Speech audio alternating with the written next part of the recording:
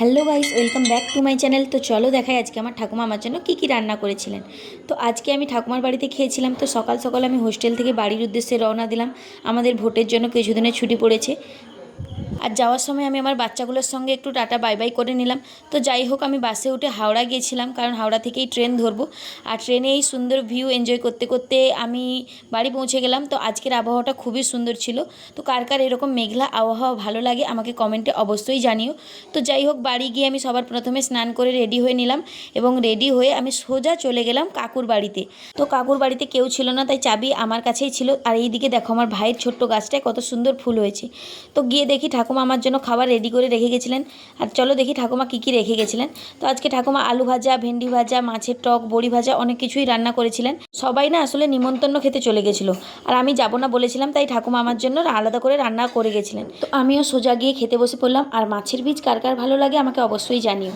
তো খাওয়া দাওয়ার পরে আমি আমাদের পুকুর পাড়ে একটু সময় বসেছিলাম। তো ওখানে অনেক গরম লাগছিল, তাই আমি উঠে রুমের ভেতরে চলে এলাম।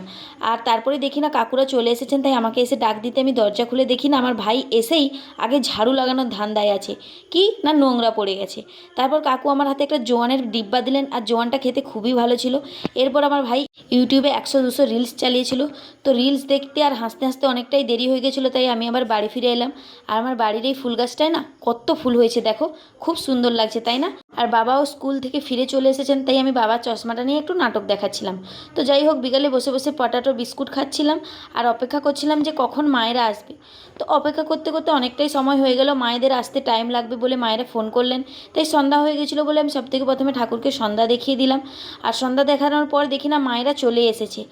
আর আমি ওইদিকে গিয়ে দেখি যে মা কত খাবার দাবার এনেছে। তো মামা বাড়ি থেকে মা অনেক খাবার দাবার এনেছিলেন আমার জন্য।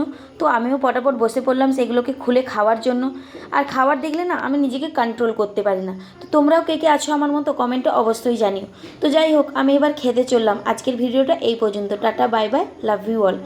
আর যার যার মিষ্টি দই খেতে ভালো লাগে তাড়াতাড়ি চলে এসো।